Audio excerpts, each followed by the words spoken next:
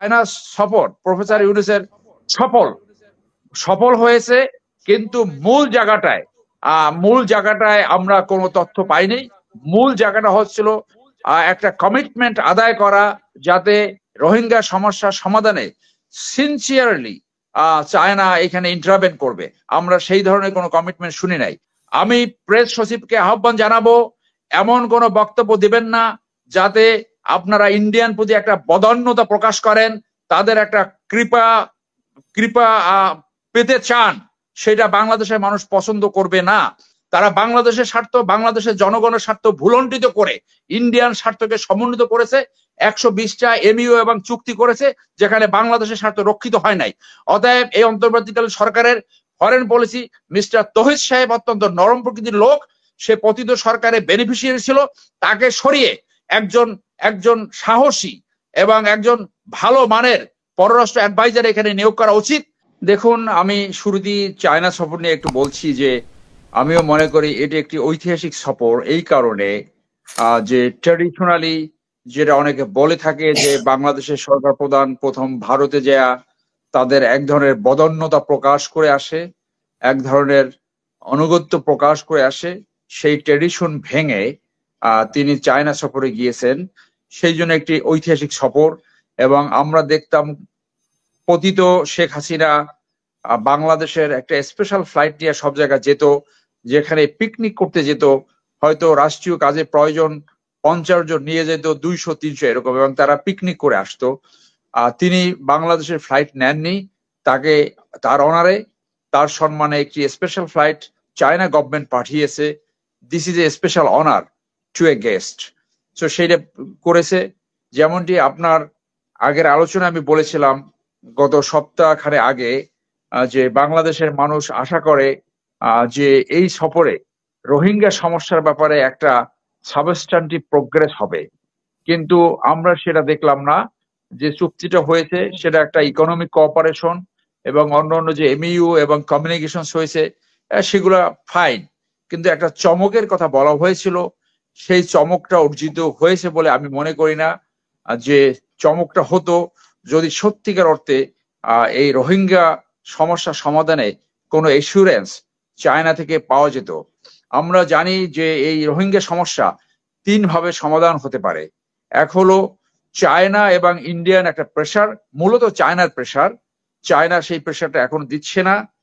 2 নম্বর হলো যে বাংলাদেশে এমন একটি অফেন্সিভ শক্তি, আমাদের সেনাবাহিনীর এমন একটা অফেন্সিভ শক্তি যে তারা এই রোহিঙ্গাদেরকে তার নিজস্ব মাতৃভূমিতে প্লেস করে তাদেরকে সেখানে প্রোটেক্ট করতে পারে। এখানে বলা প্রয়োজন যে প্রেসিডেন্ট জিয়ার সময় যখন এই রোহিঙ্গা সমস্যা উদ্ভূত হয়েছিল, ইভেন 90-তে বেগম জিয়ার সময় যখন উদ্ভূত হয়েছিল, সেই সমস্যার সমাধান হয়েছিল। তখন তখন বার্মার অ্যাগনেস্টে বাংলাদেশের অফেন্সিভ ক্যাপাবিলিটি ছিল, সেই ভয়ে সেই সমস্যা দ্রুত সমাধান হয়েছিল। আপনি জানেন যে war machine, war mechanism is the extended part of diplomacy, এটা ডিপ্লোমেসির একটা অংশ। সো বাংলাদেশে সেই জায়গাটায় যেহেতু এই মুহূর্তে পিছনে পড়ে রয়েছে, তাদের আর্মি আছে প্রায় স্ট্যান্ডিং আর্মি 5 লাখ, এবং নৌবাহিনী বিমান বাহিনী আছে সেখানে আমাদের আছে 2 লাখ প্লাস। অর্থাৎ 90-এর পরে তারা তাদের অফেন্সিভ ক্যাপাবিলিটি অথবা মিলিটারি স্ট্রেংথ বাড়িয়েছে। সেই কারণে আমাদের যেহেতু অফেন্সিভ সেই পলিসিও নাই এবং অফেন্সিভ ক্যাপাবিলিটিও কোশ্চেনেবল। একবার যখন বর্ডারে বিজেপির একটা ক্যাম্পে তারা হামলা চালিয়েছিল, তখন দেখা গিয়েছিল যে আমাদের আর্টিলারি ডিপ্লয়েড হয়েছিল এবং এই কথা পত্রিকায় চলে আসছিল যে রিকোয়ার্ড অ্যামিনিশন, গোলা বারুদের ঘাটতি রয়েছে। সো সেই জায়গাটা যদি উত্তরণ ঘটানো যেত, অর্থাৎ একটি অফেন্সিভ ক্যাপাবিলিটি যদি থাকতো, তাহলে এই সমস্যা সহজে সমাধান হতো। আন্তর্জাতিকভাবে এই ধরনের সমস্যা অনেকে নার্সার করে, লালন করে, পালন করে, এখান থেকে ব্যবসা করে, স্পেশালি ইউএন, ইউএনএইচসিআর এবং এই ফরেন কান্ট্রি। এই সমস্যা সমাধানে আমাদের এই সেকেন্ড যে অপশন, অর্থাৎ ডিপ্লোমেসি যদি কাজ ওয়ার্ক না করে, তাহলে সেকেন্ড অপশন হলো Bangladesh should have a offensive capability. Third option, যেটা একটা পত্রিকা আসছে যে রোহিঙ্গারা নিজেরা যুদ্ধের জন্য প্রস্তুত হচ্ছে, তাদের মাতৃভূমিতে তারা ঢুকে সেইখানে তারা বসবাস শুরু করবে। This is the third option, যেটা অনেক আলোচনা আসছে। এবং আমি মনে করি যে 12 লক্ষ আছে, সেখান থেকে বেশি না, 1 লক্ষ জওয়ানকে যদি এই মিলিটারি ট্রেনিং দেওয়া হয় এবং তাদেরকে সমস্ত সাপোর্ট দেওয়া হয়, go and liberate your own motherland and stay there. এবং সেই ক্ষেত্রে আমার মনে হয় আন্তর্জাতিক অনেক শক্তি সমর্থন করতে পারে। তো এই থার্ড অপশনটা মেবি ইন দ্য অফিং একটা পত্রিকায় এটা আসছে। অতএব চায়না সফর প্রফেসর ইউনূসের সফল হয়েছে, কিন্তু মূল জায়গাটায় আমরা কোনো তথ্য পাইনি।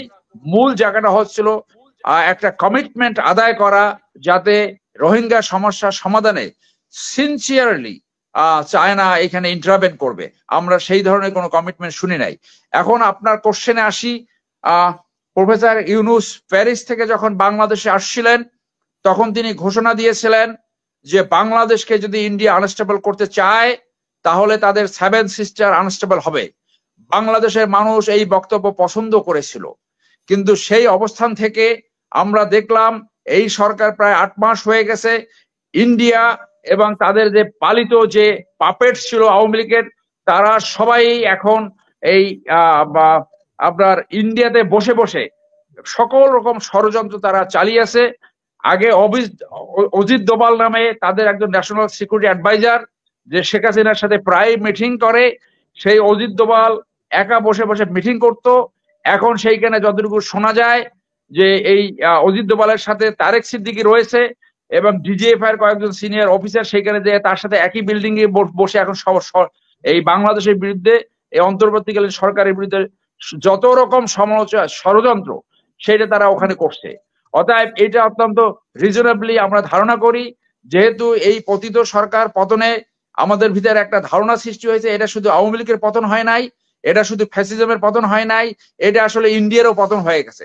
যার জন্য ইন্ডিয়া তাদের মিডিয়া ব্যবহার করে, ইন্ডিয়া এই আমাদের দেশে এই আওয়ামী লীগের পাপেট গুলা সেখানে যে একেবারে ম্যাসিভ একটা ষড়যন্ত্র শুরু করেছে, as if India is behaving like a enemy country. তারা যে সাইকোলজিক্যাল ওয়ারফেয়ার, মিডিয়া ওয়ারফেয়ার যেগুলো চালায়, এগুলো আমরা যুদ্ধবিদ্যায় শিখে থাকি যে এরকম যুদ্ধবিদ্যা চালায়। আপনি জানেন যে উত্তর কোরিয়া এবং দক্ষিণ কোরিয়ার বর্ডারে উত্তর কোরিয়া বড় বড় মেগা মাইক্রোফোন লাগায়, তারপর তারা দক্ষিণ কোরিয়ার লোকজনকে গালিগালাজ করে, অকথ্য ভাষায়, বিশ্রী ভাষায় বিভিন্ন ধরনের রেকর্ড বাজায়। ইন্ডিয়া ঠিক একই কাজটা করছে।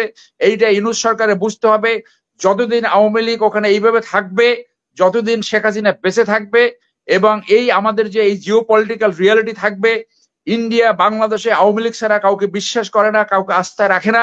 অন্য যারা ইন্ডিয়ান প্রেমে এখন সিক্ত হতে চাচ্ছেন, তাদের পলিসি ডেফিনেটলি ফেল করবে।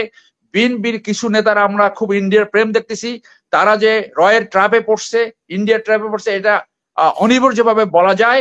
অতএব ইন্ডিয়ার একমাত্র পলিসি হবে বাংলাদেশের এই অন্তর্বর্তীকালীন সরকারকে ফেল করে, তাদেরকে ব্যর্থ করে, যে কোনো ভাবে আবার এই আওয়ামী লীগকে কোনো না কোনো ভাবে মডিফাইড ফর্মে অথবা তাদেরকে বেনিফিট দেওয়ার চেষ্টা করবে। এইটা আমাদের এখানে রিয়েলাইজ করতে হবে। সেই ক্ষেত্রে যে ইউনূস সরকার বলেছিল, আপনি যদি বাংলাদেশ আনস্টেবল করেন, তাহলে আপনার 7 সিস্টার আমরা আনস্টেবল করব, আমরা সেই ধরনের ভাষ্য শুনতে চাই। আমি প্রেস সচিবকে আহ্বান জানাবো, এমন কোনো বক্তব্য দিবেন না যাতে আপনারা ইন্ডিয়ান প্রতি একটা বদান্যতা প্রকাশ করেন, তাদের একটা কৃপা পেতে চান, সেটা বাংলাদেশের মানুষ পছন্দ করবে না। আপনারা যদি এখানে হাই ডিপ্লোমেসি করে থাকেন যে এইটা দেখানো ইন্ডিয়ার সাথে আমরা একটা ভালো সম্পর্ক করতে চাই, ইন্ডিয়া বারবার ডিনাই করছে, সেইটা বাংলাদেশের মানুষ বুঝবে না। বাংলাদেশের মানুষ যেটা বুঝবে যে আপনারা একটা কৃপা টাইপ একটা ফরেন পলিসি করতে চাচ্ছেন in regards to India, you must come out of this. শুধু এই যে বিমস্টেকে যে তাকে প্রত্যাহার করছে, তার সাক্ষাৎ ডিনাই করছে, this is not the first time. যখন ইউএনএ গেছিল, ইউএনএ একইভাবে সাইড লাইনে একটা মিটিং করতে চেয়েছিল এবং প্রেস সচিব বলেছে যে তারা ইন্ডিয়ায় প্রথম যেতে চেয়েছিলেন। কেন? আপনি কি ইন্ডিয়ার মতো বদন্যতা চাচ্ছেন? বাংলাদেশের মানুষের শক্তির উপর আপনি পররাষ্ট্র পলিসি মেনটেন করবেন, পররাষ্ট্র পলিসি আপনি পরিচালিত করবেন। ইন্ডিয়া এমন একটা দেশ যারা বাংলাদেশের মুসলমানদেরকে শাস্তি দিতে চায়, সেই বিজেপি সৃষ্টি থেকে অদ্যাবধি পর্যন্ত গত 15 বছরে তারা বাংলাদেশে গণতন্ত্র শেষ করেছে, প্রতিষ্ঠান শেষ করেছে, বাংলাদেশকে লুটপাট করেছে। 15 লক্ষ লোক কোনো কর্ম ওয়ার্ক পারমিট ছাড়া বাংলাদেশে সেইখানে কাজ করেছে। It was like just a province, এবং সেইখানে ইন্ডিয়া বাংলাদেশের চতুর্থ বৃহত্তম রেমিটেন্স আর্নার হিসেবে পরিণত হয়েছিল। বাংলাদেশের মানুষ দেখতে চায় আপনি সেই পলিসি রিভার্স করে দুইটি সার্বভৌম দেশের ভিতরে উইন উইন সিচুয়েশনে যে ফরেন পলিসি, সেই ফরেন পলিসি আপনার পরিচালনা করতে হবে। অতএব এই যে প্রেস সচিব যে বক্তব্য দিয়েছে, আমি ব্যক্তিগতভাবে তার এই ধরনের অ্যাপ্রোচকে সম্পূর্ণভাবে রিজেক্ট করি, এবং he should come out of this policy. ইন্ডিয়ার প্রতি কোন রকম বদান্যতা এবং বাংলাদেশে একটা সাবসার্বিয়ান ফরেন পলিসি এদেশের মানুষ দেখতে চায় না।